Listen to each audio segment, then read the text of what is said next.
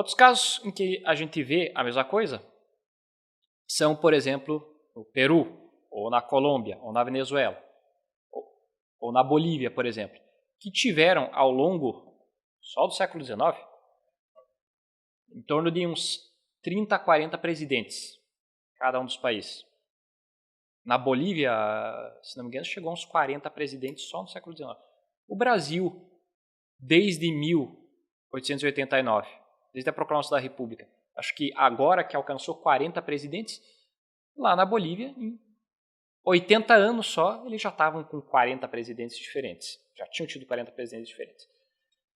Em outros casos, como por exemplo, na Colômbia, você teve alguns ditadores que ficaram no poder por vários anos seguidos.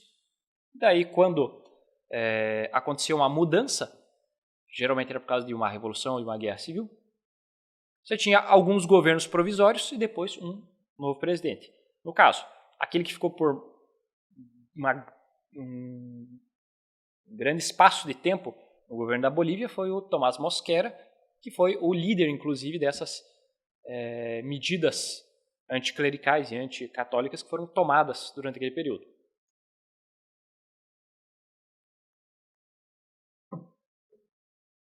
Só que, assim como no caso do México, todos esses países tiveram alguma estabilização no final do século.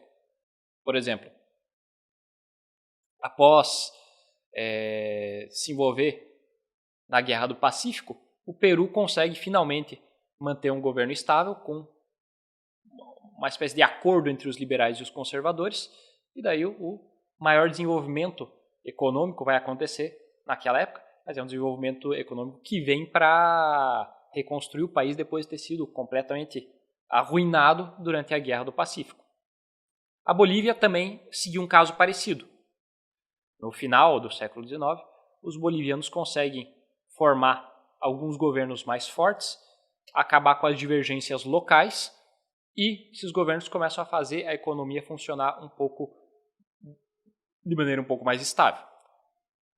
As exceções a isso são a Argentina e o Chile. Por quê? Os chilenos eles sempre precisaram confiar no comércio de um artigo que na Europa, até 1916, por exemplo, era difícil de você encontrar. Era um negócio chamado guano. O que é guano? Guano é cocô de gaivota. Tá, mas para que isso serve? Antes de você ter indústrias químicas pesadas, você precisava de alguma maneira de alguma matéria-prima para fazer fertilizantes e explosivos. E essa matéria-prima era isso aí, que era nada mais do que os dejetos das gaivotas que caíam nos rochedos nas praias do Pacífico, secavam e daí davam uma substância que era muito rica em nitrato. Então você podia usar essa substância para produzir esses explosivos e os fertilizantes. Então, chilenos por muito tempo fizeram um dinheiro, fizeram uma grana preta com o comércio disso para a Europa. Até que lá em 1916, um químico alemão chamado Fritz Haber acabou colocando água no chope dos chilenos, né? Ele inventou um processo químico para você obter nitrato de maneira mais fácil, e daí o comércio de guano começou a ir para o vinagre. A Bolívia também confiava nesse comércio. Inclusive, uma dessas guerras que são responsáveis pelo empobrecimento da América Latina, principalmente desses países ali do Pacífico, que eu acabei de citar, a Guerra do Pacífico, ela foi causada justamente por causa do comércio de guano. Que as maiores reservas estavam numa região da Bolívia, era o que hoje é a parte norte do Chile, que antes pertencia à Bolívia.